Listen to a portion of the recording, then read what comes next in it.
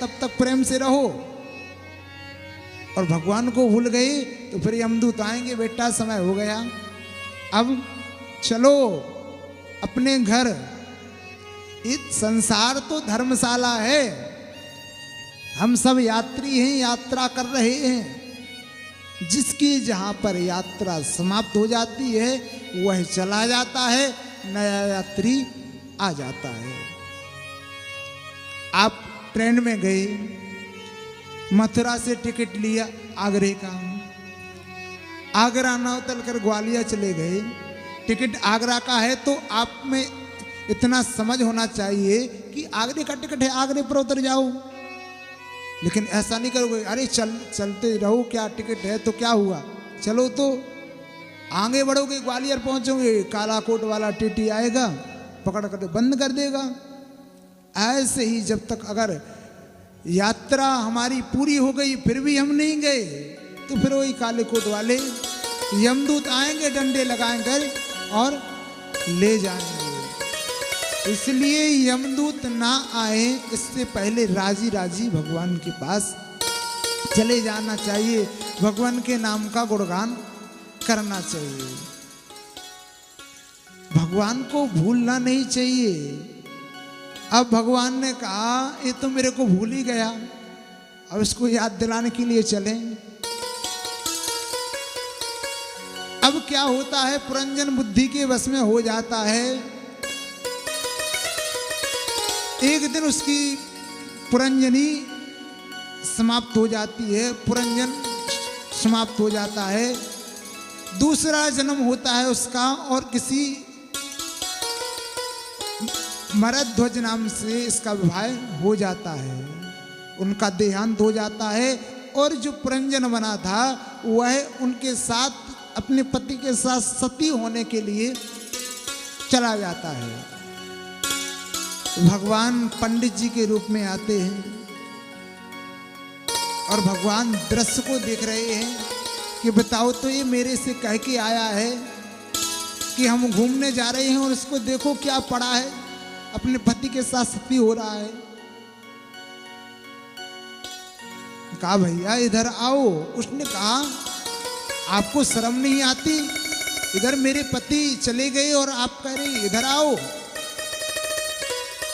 फिर उसको पूरा याद दिलाया कि बेटा हम और तुम दोनों मित्र थे, जीवात्मा और परमात्मा दोनों मित्र थे, तुम हमसे बोल के आए हो और तुम सब कुछ भूल गए, मेरे को ही भूल गए। ऐसे ही हम सब और भगवान दोनों मित्र हैं और भगवान से हम कह के आए हैं कि भगवान हम आपको याद करेंगे, भूलेंगे नहीं। लेकिन जो भूल जाता है तो फिर भगवान याद भी दिलाते हैं बार बार। माया के ओ पुजारी आगे की कुछ खबर है, इस घर से ही बढ़कर एक दूसरा भी घर है। हमने इसी घर को अपना घर मान लिया, वास्तव में हमारा ये घर नहीं है, हमारा घर तो वो है जहां से हम आए थे। ये तो एक यात्रा है जो हमारी कभी भी पूरी हो सकती है, इसलिए राजी राजी होकर इस यात्रा को पूरा करो, इसी में सबका भला है। अगर राजी राजी नहीं जाओगे तो फिर गैर राजी तो जाना ही पड़ेगा। ऐसा पुरंजन उपाख्यान जब सुनाया तब समझ में आया प्राचीन वरही की, और प्राचीन वरही ने क्षमा याचना की, प्रायश्चित किया, फिर भगवान के धाम को चले गए। इन्हीं के 10 प्रचेतागण हुए। इसके बाद प्रियव्रत चरित्र की कथा है। प्रियव्रत जी के 2 विवाह हुए, विश्वकर्मा पुत्री वैष्मती से, जिसके यहाँ आग्निद आदि 10 पुत्र हुए। शुक्राचार्य जी के देवयानी शुक्र कन्या से, जिसके उत्तम तामस आदि पुत्र हुए। 11 करोड़ वर्षों तक इन्होंने राज्य किया। एक बार प्रियव्रत जी ने मन में ऐसा विचार किया कि हम संसार में अंधकार नहीं रहने देंगे, अंधकार क्यों होता है, रात दिन क्यों होता है, दिन ही दिन हो। सूर्य भगवान से ठन गई, ब्रह्मा जी आए, समस्त संत आए, समझाया कि यह सृष्टि का नियम है, सृष्टि के नियम को कोई नहीं बदल सकता। रात दिन है तो दिन भी जरूरी है, दिन जरूरी है तो रात भी जरूरी है।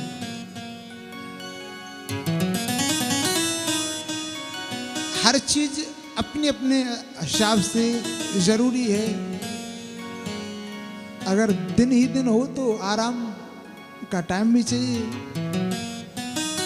3 मौसम, गर्मी, बरसात, ठंडी, सब अपने अपने अनुकूल चलती है। इसको सृष्टि की प्रक्रिया को कोई नहीं बदल सकता।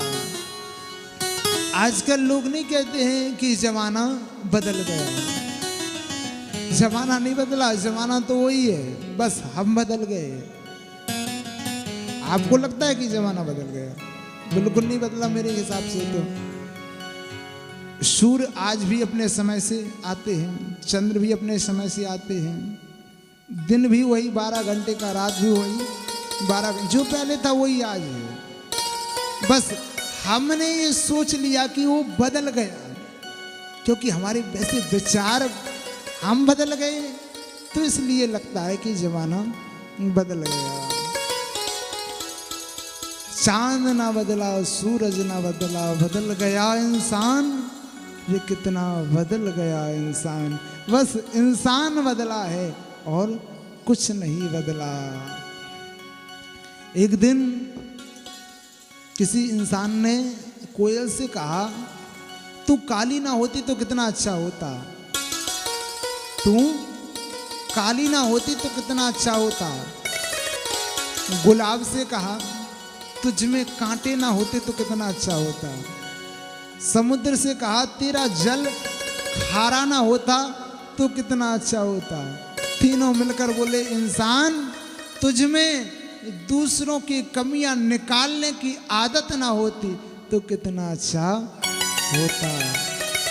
बस हम सब हैं कि एक दूसरे की कमियां निकालने के लिए लगे हुए हैं, इसलिए दुखी हैं, इसलिए इस संसार में भटक रहे हैं। इन्हीं प्रियव्रत के पुत्र आग्नेत्र का विवाह पूर्व चित्ती अप्सरा के साथ हुआ, जिनसे 9 पुत्र हुए, जिनमें सबसे बड़े पुत्र का नाम है नाभि। नाभि का विवाह मेरु देवी के साथ हुआ। यहाँ इनके संतान नहीं थे। पुत्र कामेष्टि यज्ञ किया, जिनके प्रभाव से भगवान ऋषभदेव का प्रादुर्भाव हुआ। बोलिए ऋषभदेव भगवान की जय। जिनसे जैन धर्म चला। ऋषभदेव का विवाह इंद्र की कन्या जयंती से हुआ, जिनके 100 पुत्र हुए। 100 पुत्र हुए। सबसे बड़े पुत्र का नाम है भरत।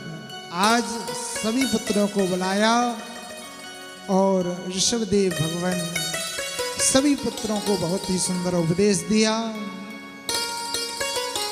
पुत्रों से कहा, पुत्रों अब तुम बड़े हो गए, समझदार हो गए, इसलिए राजपाट संभालो, लेकिन इतना याद रखना,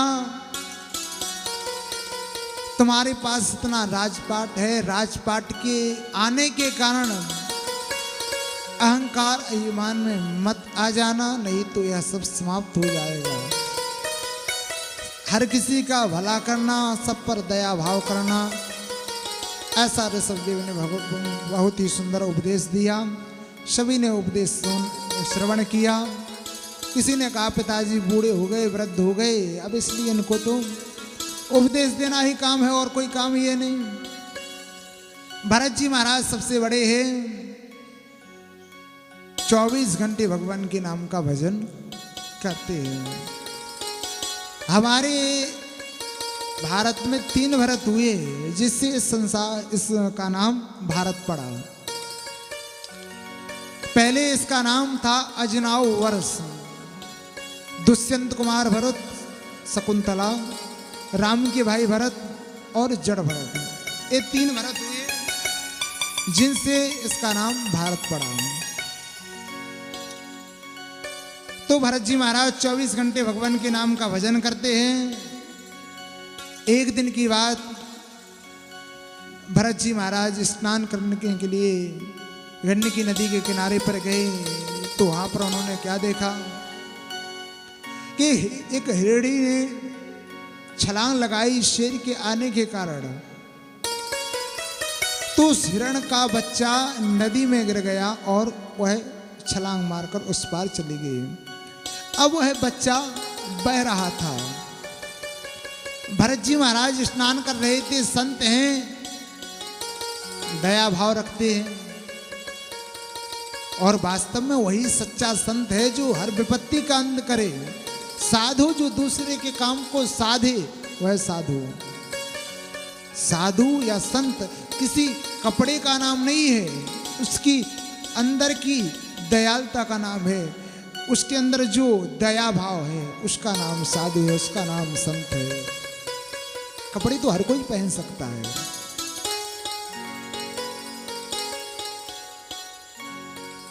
तो भरत जी महाराज ने उसको उठाया, उस हिरण के बच्चे को बचा लिया। अच्छा काम किया, बचाना चाहिए, ठीक है। कुटिया में ले आए। अब जो 24 घंटे भरत जी महाराज भगवान के नाम का गुणगान करते हैं, धीरे धीरे 18 घंटे हो गए। 6 घंटे उस हिरण के बच्चे को देने लगे। नहलाते धुलाते, दूध पिलाते, भोजन कराते, सुलाते, सब कुछ अपने पुत्र जैसा व्यवहार उसके साथ करने लगे। धीरे धीरे थोड़ा बड़ा हो गया। अब भरत जी को छोड़ देना चाहिए, लेकिन भरत जी महाराज की उसमें इतनी आसक्ति हो गई, इतनी आसक्ति हो गई कि छोड़ने का मन ही नहीं कह रहा है। जो 24 घंटे भगवान का भजन करते हैं, अब मात्र 1-2 घंटे कर पाते और बाकी के 22 घंटे 23 घंटे उसी को देते। एक समय ऐसा आया कि कई हिरण आए और हिरण उसने देखा कि ये हमारी प्रजाति के हैं, उनमें चला गया और अपने नगर को चला गया। अब जैसे ही भरत जी महाराज को पता चला हुआ है हमें छोड़कर चला गया, भरत जी महाराज बहुत रोए। रोते रोते हिरण के बच्चे को स्मरण करके उनके प्राण निकले। दूसरे जन्म में उन्हें हिरण बनना पड़ा। लेकिन भगवान के भजन का ऐसा प्रताप था, सूखी घास खाते, हरा चारा भी नहीं खाते। तीसरा जन्म इनका एक ब्राह्मण कुल में हुआ। पिताजी ने मंत्र दिया, कहा मंत्र सीख लो थोड़ी बहुत, पंडितारी आदि करना, कहा हमें कुछ नहीं करना है। पंडितारी करेंगे तो बस वही फिर इस मोह माया के चक्कर में लग जाएंगे और भगवान को भूल जाएंगे। कहा ठीक है, आपकी जैसी इच्छा, आपकी जैसी मर्जी। तो कुछ उन्होंने सीखा नहीं। अब भरत जी महाराज बड़े हुए, थोड़े इतने पढ़े लिखे हैं फिर भी ऐसे हैं मानो कुछ नहीं जानते हो। घर का कुछ काम नहीं करते, खाते बहुत हैं। भाइयों ने कहा देखो काम तो कुछ करता रही है, खाता बहुत है, इसलिए इसको खेत पर ही रख देते हैं, कम से कम चिड़िया तो भगाएगा। भरत जी महाराज को चिड़िया भगाने के लिए लगा दिया। अब जैसे ही चिड़िया आते तो भरत जी महाराज वही गुनगुनाते हैं कि राम जी की चिड़िया, राम जी का खेत, और चिड़ैया भरे भरे पेट। राम जी की चिड़िया, राम जी का खेत, खाओ खाओ चिड़िया भरे भरे पेट। राम जी की चिड़िया, राम जी का खेत, खाओ खाओ चिड़िया भरे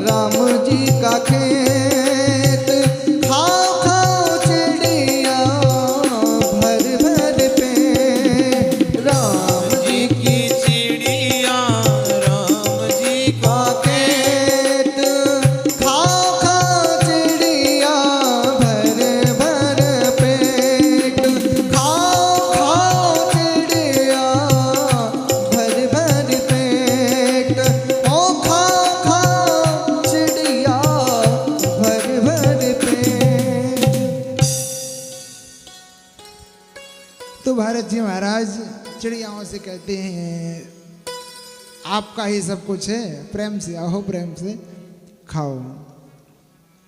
भाइयों ने देखा ये तो सारा अन्न दाना जो भी था सब इसने चुना दिया चिड़ियों को, वहां से खेत से भी उनको निकाल दिया। भरत जी को सब जड़ करने लगे, पागल कहने लगे। भरत जी महाराज ने कहा हमें सब अच्छा है, जो भी संसार है, संसार अपनी मर्जी से चलेगा और हमें अपनी मर्जी से चलना है। जो जिसको कहना है प्रेम से कहो। इस बिगड़े हुए दिमाग में भरे अमृत के लच्छे हैं, हमें पागल ही रहने दो, हम पागल ही अच्छे हैं। संसार को जो चाहिए ठीक है, हमें पागल है, संसार ही पागल है, बस ये अंतर है कौन किसका है। ये दुनिया पागल खाना है, यहाँ पागल आते जाते हैं, तेरा मेरा कहने वाले पागल बन के जाते हैं।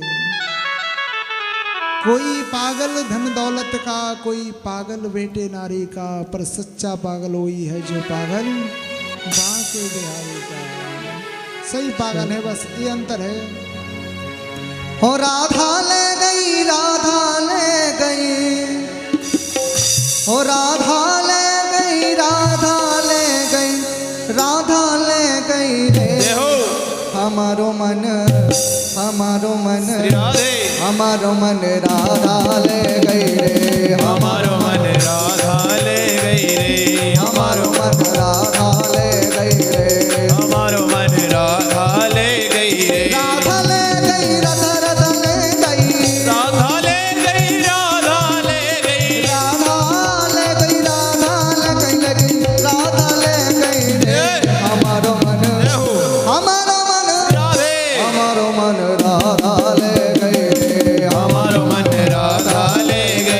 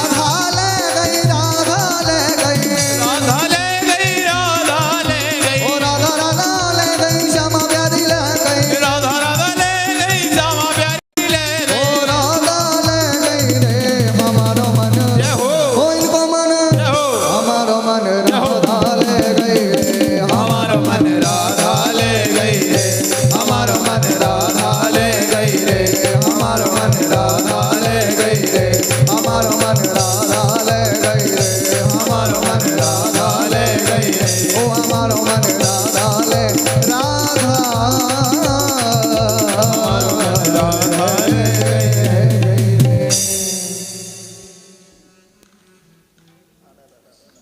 बांके बिहारी लाल की जय हो।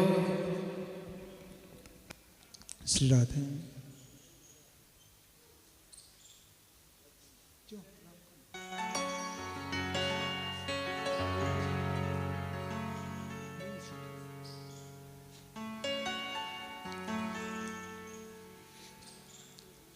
तो ऐसे जड़भरत जी महाराज तीसरा जन्म ब्राह्मण के यहाँ हुआ और फिर भी उन्होंने कुछ नहीं सीखा, क्योंकि वह भगवान की लगन में मस्त थे। क्योंकि अगर सब कुछ सीख लेंगे तो फिर वही संसार में भटक जाएंगे और भगवान का नाम नहीं ले पाएंगे। दया भाव रखा, कितना अच्छा भाव रखा, दयाल तो थी। कहते जड़भरत जी की भेंट रहुगढ़ से हुई। रहुगढ़ को बहुत ही सुंदर उपदेश दिया। एक बार रहुगढ़ कहीं जा रहा था अपने सेवकों के साथ। जब जा रहा था तो एक जो 4 सेवक थे, तो एक सेवक का किसी पैर में थोड़ा बहुत कुछ हो गया। तो देखा कि भरत जी महाराज खड़े हैं, तो भरत जी महाराज को पालकी में लगा लिया। अब भरत जी महाराज तो संत हैं, पहले हिरण की योनि में पाकर आए हैं, सब कुछ देख के आए हैं कि हमें किसी जीव की हिंसा नहीं करना है। और वास्तव में सच्चा संत, सच्चा भक्त वही है, किसी भी जीव, कोई भी जीव हो, किसी की जीव की हिंसा हमें नहीं करना चाहिए।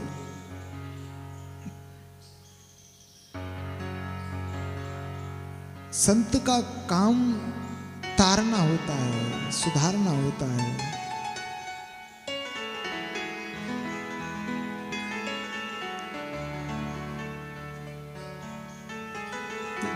रहुगढ़ ने अपनी पालकी में लगाया।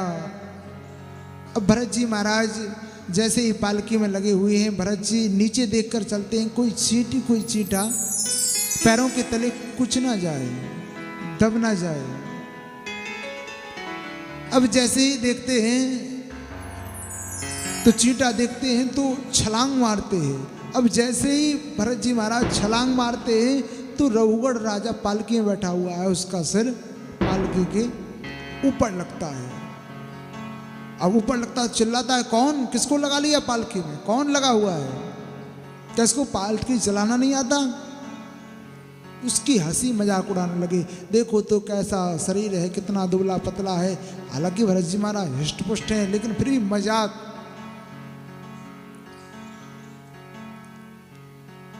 आखिर में भरत जी महाराज ने रहुगढ़ को बहुत ही सुंदर उपदेश दिया। रहुगढ़ से कहा, कैसा शरीर है, तुम क्या करोगे? इतना सुंदर उपदेश दिया, इतना सुंदर उपदेश दिया कि रहुगढ़ चरणों में गिर गया कि महाराज आप कोई ऐसे वैसे नहीं हो, लगता है साक्षात हरि ही हो आप। कहा नहीं, हम भक्त हैं उनके, लेकिन तू ऐसा वैसा बोल रहा था, बस इसलिए मैंने थोड़ा बहुत कहा। ऐसा कहकर चली गई। इसके बाद नरकों का वर्णन है। 28 प्रकार के नरकों की कथा आती है।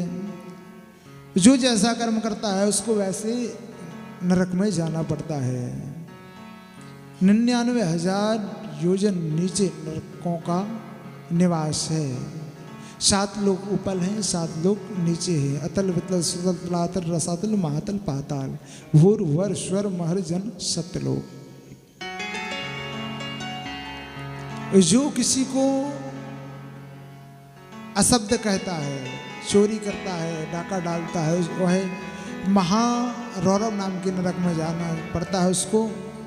और वहाँ एक गर्म खम्मा है, उससे उसको चिपकाया जाता है, तड़पता है, प्राण नहीं निकलते हैं। भगवान को याद करता है, भगवान इस बाहर निकालो। भगवान कहते हैं बेटा तूने जैसा काम किया है तेरे को भोगना तो पड़ेगा, जो जैसा करेगा उसको वैसा आज नहीं तो कल भोगना जरूर पड़ेगा। इसलिए अच्छा करो, भलाई कर भला होगा, बुराई कर बुरा होगा। कोई देखे या ना देखे ऊपर वाला तो देखता होगा, सब देखने वाला देख रहा है। इसलिए हो सके हर किसी के साथ अच्छा व्यवहार करो, किसी के साथ बुरा व्यवहार मत करो। देखने वाला सब देख रहा है, हर जगह परमात्मा है। किसी गुरु ने अपने शिष्यों को तो चिड़ियां दी और शिष्यों से कहा आज तुम्हारी परीक्षा है, इन चिड़ियों को लेकर जाओ और ऐसी जगह इनको मार देना जहां कोई देखे नहीं। तो एक शिष्य तो गया, यहाँ से थोड़ी ही दूर गया और उसको देखा कोई नहीं है, मार दिया और वापस ले आया। मार दिया? जी गुरुजी मार दिया, बैठ जाओ। दूसरा शिष्य गया,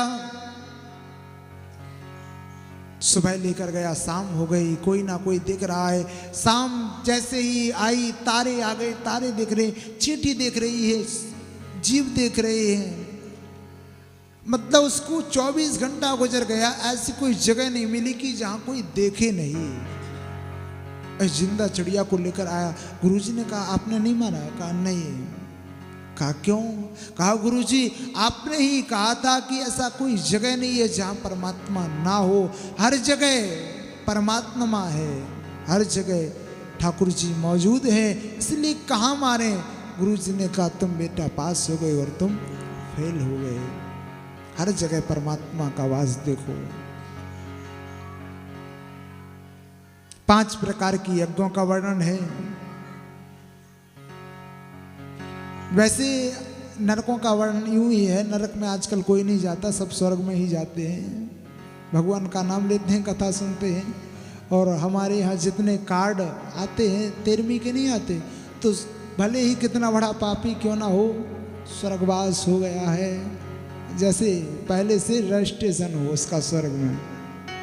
लिखते सबका स्वर्गवासी है, किसी का नरकवास लिखा कि नरकवास हो गया।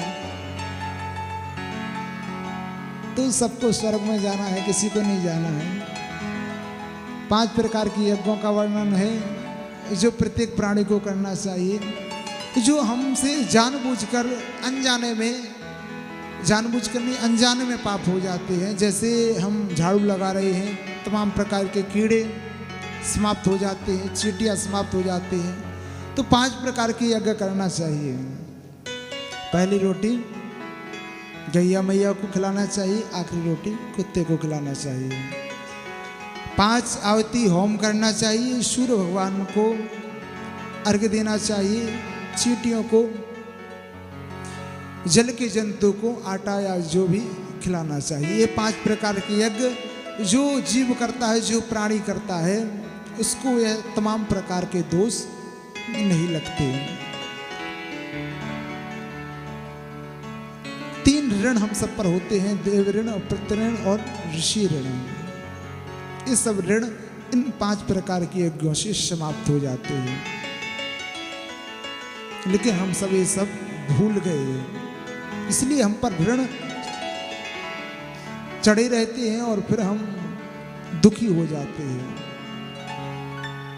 अब पहली रोटी गाय को देना चाहिए।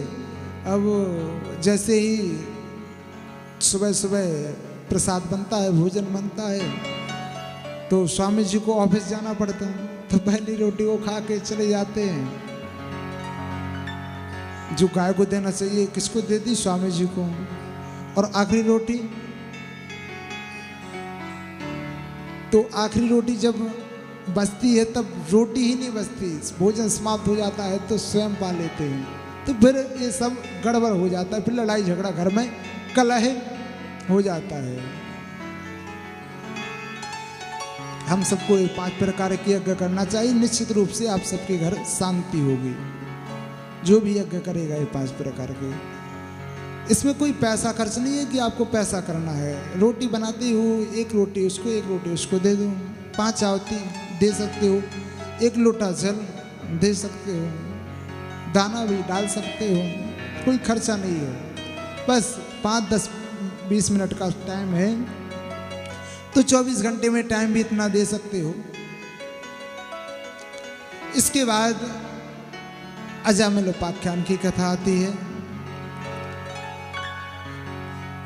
एक ब्राह्मण था जिसका नाम था अजामिल, बड़ा कर्मकांडी ब्राह्मण था, कर्म करता था और कर्म के प्रभाव से अपने परिवार का पालन पोषण करता था। लेकिन उसने एक ऐसा दृश्य देखा, किसी पुरुष के साथ किसी स्त्री को देखा तो उसके मन में यह इच्छा हुई, काश ये मेरी पत्नी होती। देखिए, जीव 3 जगह से पाप करता है। जीव हम सब 3 जगह से पाप करते हैं। कहाँ कहाँ से? एक आंखों से, एक कानों से, एक मुंह से। अगर 3 चीजें हमारे बस में हो जाएं, जीव कभी पाप करे ही नहीं। गांधी जी के 3 मंदिर कितनी अच्छी शिक्षा देते हैं। एक महाराज जी ने कहा, महाराज गांधी जी के 3 बंदर तो समाप्त हो गए, मर गए, अब नहीं रहे वो बंदर। उस शिक्षा हमें क्या दे रहे हैं? बुरा मत देखो, बुरा मत बोलो और बुरा मत सुनो। हम बुरा देखते भी हैं, बुरा बोलते भी हैं और बुरा सुनते भी हैं। तो कहाँ रहे बंदर? समाप्त हो गए। जिसके बस में ये 3 चीजें हैं वह, मैं गारंटी से, निश्चित रूप से वह पाप करता ही नहीं, कर ही नहीं सकता। फोन चल गए, मोबाइल आदि ये सब, तो उसमें आप रामायण और महाभारत तो देख नहीं रहे, मेरे को पता है। तमाम प्रकार के सब चीजें देख रहे हैं। देखो, ऐसा नहीं कि मोबाइल खराब चीज है, बहुत अच्छी चीज है, लेकिन ये अपनी सोच पर निर्भर है। उसमें नेगेटिव भी है और पॉजिटिव, अच्छी भी और बुरी भी। अब आपको क्या पसंद है? लेकिन अच्छी चीजें कम पसंद होती हैं। मतलब मैंने नहीं कहा था कि गलत रास्ता बहुत सरल होता है और अच्छा रास्ता कठिन होता है। इसलिए गलत रास्ते पर हम सब भटक जाते हैं, चले जाते हैं। तो बुरा देख रहे हैं उसमें, फिर बुरा सुन रहे हैं। जैसा देखोगे वैसा करोगे, जैसा करोगे वैसा भरोगे। इसलिए अच्छा देखो, अच्छा सुनो, अच्छा बोलो, अपनी इनको संभालो। आज अजामिल ने गलत देखा तो गलत किया, और जब गलत किया तो गलत भोगना तो पड़ेगा।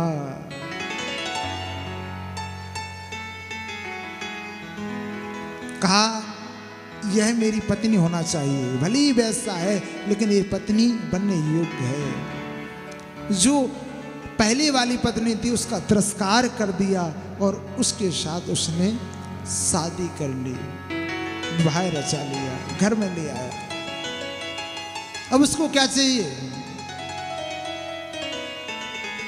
उसको पैसा चाहिए। अजामिल से कहा, देखो तुम्हारी इस पंडितारी में कुछ नहीं चलने वाला, पूजा पाठ से कुछ नहीं होगा, आपको कोई और बिजनेस करना पड़ेगा। तो क्या है सबसे सरल? चोरी करते हैं। तो जो अजामिल ब्राह्मण नाम से विख्यात था वह डाकू अजामिल नाम से विख्यात हो गया। डाकू अजामिल नाम से जाना लगा, चोरी करने लगा, डाका डालने लगा। रात को 12-12 बजे, 1-1 बजे घर लौटता है। लेकिन कहते हैं जिसको संत दरस के बड़े महात्म दुर्लभ जग में संत समागम, संतों के दर्शन और सत्संग ये बड़े भाग्य से प्राप्त होता है साहब। तो आज उसी के गांव से संत आए, कुछ संतों की टोली आई। संतों की टोली उसी गांव से आई तो उस गांव में संतों को रात्रिकालीन हो गई।